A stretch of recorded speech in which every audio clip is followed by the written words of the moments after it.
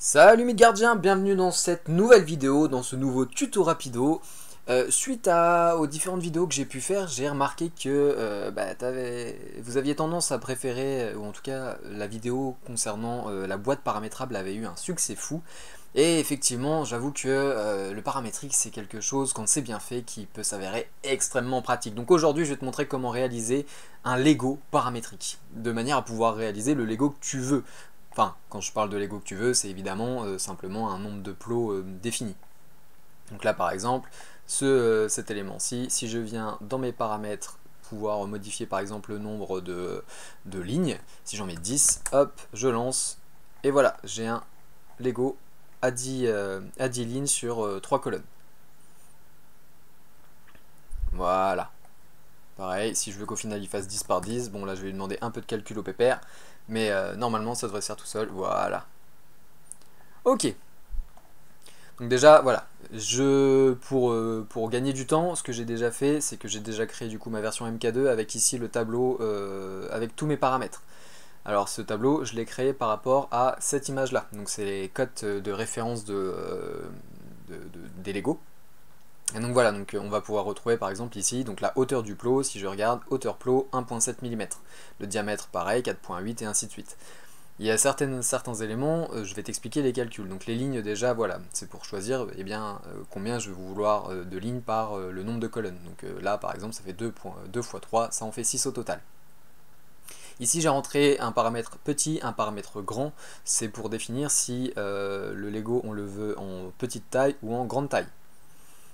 Donc ça c'est le diamètre des plots, ça c'est le jeu, parce qu'on peut regarder ici que la valeur P, donc P est de 8 mm, donc c'est-à-dire normalement l'espace entre deux pions. Quand on a un Lego qui fait... donc voilà, là par exemple c'est 2 fois P moins 0,2, donc à chaque fois on vient retirer un jeu de chaque côté. Donc voilà, donc en gros ça c'est le jeu qu'on va retrouver à la fin. La coque, c'est ce qui va nous permettre de créer justement les cavités qu'il y a à l'intérieur. Donc là la taille il est défini soit par grand soit par petit, donc les valeurs que j'avais rentrées précédemment ici. Ensuite longueur et largeur c'est ce qui va définir tout de suite en réalité le nombre de colonnes qu'on va avoir, enfin il va être défini par rapport au nombre de colonnes et au nombre de lignes, donc ça on va le voir dès la première esquisse, et ensuite le trou en dessous pour la cavité qui est automatiquement calculé plutôt que de mettre le calcul dans l'esquisse. Donc je vais faire une chose là pour l'instant, c'est que je vais t'afficher du coup mon tableau avec toutes mes cotes, comme ça tu peux le taper, n'hésite pas à mettre la vidéo en pause, comme ça tu as toutes les valeurs, tu peux recopier exactement le même tableau. Fais attention hein, à bien faire les calculs correctement et à ne pas mettre d'espace. Bien, donc je te laisse mettre en pause, c'est reparti. Donc ici, on va commencer simplement en faisant une esquisse par le dessus. Ça va être très important, à chaque fois il va falloir faire très attention au fait que le gizmo soit écrit dans le bon sens. Donc là on a bien le haut écrit dans le bon sens. Je vais aller chercher un rectangle en 2 points que je vais accrocher au centre, que je vais tirer sur la droite, et là sur la valeur du dessous je vais mettre la valeur largeur, et sur l'autre valeur je vais mettre la valeur longueur. Ok, donc là je peux terminer l'esquisse. Cet élément-là, je vais pouvoir l'extruder d'une valeur de taille, parce que dans mes paramètres, j'ai la valeur taille qui définit la hauteur de mes éléments. Une fois fait, je vais pouvoir créer une esquisse sur le dessous. Donc hop, je sélectionne le dessous, donc là on voit que le bas est à l'envers, que les origines sont bien ici, donc c'est ici que je vais travailler, dans ce coin-là. Ici je vais faire un simple rectangle d'une taille de trou par trou. Hop, trou par trou. Bien. Et ensuite, je vais le contraindre par rapport au côté en mettant coque. Et, alors, entrée. Et coque dans ce sens-là aussi. Bien. Je peux terminer mon esquisse. Maintenant, cet élément-là, je vais l'extruder, donc d'une valeur de moins taille, qui va jusqu'au bout. Et maintenant, je vais mettre plus coque. Voilà. Ce qui fait que entre les deux, normalement, entre le fond là et le fond là, on a une valeur de 1.5. On peut vérifier, hop, 1.5, c'est bon.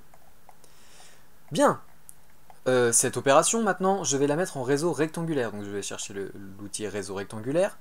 Ici, mon type d'objet, c'est une fonction. Ma fonction, c'est cette extrusion.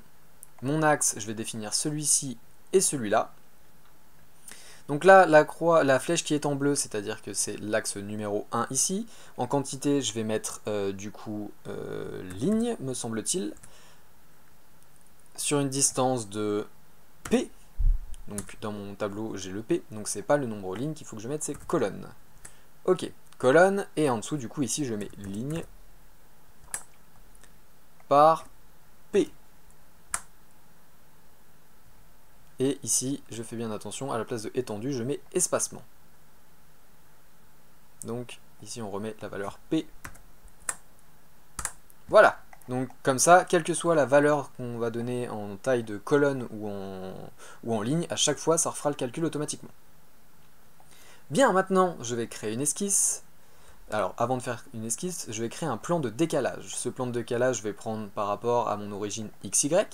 Je vais le faire monter d'une valeur de taille. Ok. Je vais créer une esquisse sur ce plan de décalage, et sur ce plan de décalage, du coup, je vais faire un cercle d'une valeur de diamètre plot.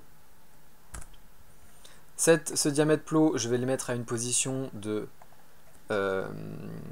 P divisé par 2, ainsi qu'ici, P divisé par 2. Terminer l'esquisse. Ensuite, je fais une extrusion de cet élément sur la valeur hauteur plot. Et maintenant, je viens créer un réseau rectangulaire de cette fonction sur les axes, alors hop, celui-ci et celui-là. À droite, du coup, ici on avait dit que c'était colonne, que j'en voulais, du coup on est bien en espacement, que j'en voulais d'une valeur de P. Les quantités ici, on a dit que c'était ligne, sur une distance de P. Ok. Donc si on vérifie ici, on a toujours bien effectivement qu'un corps. Et maintenant, la dernière chose à faire, ça va être d'aller chercher l'outil appuyer-tirer pour décaler les 4 faces externes ici d'une valeur de -G. Et voilà, maintenant on a un Lego complètement paramétrable. Si je veux un Lego qui ne fait que 1 par 1, je peux faire hop, 1 par 1, et j'ai un Lego de 1 par 1. En revanche, si je veux que ce soit sur une ligne de 10, j'ai juste à mettre la valeur 10. Si je veux que ce soit 10 par 2, et ainsi de suite. Voilà. J'espère que ce tuto t'aura plu. Je me suis éclaté à faire tous les petits calculs.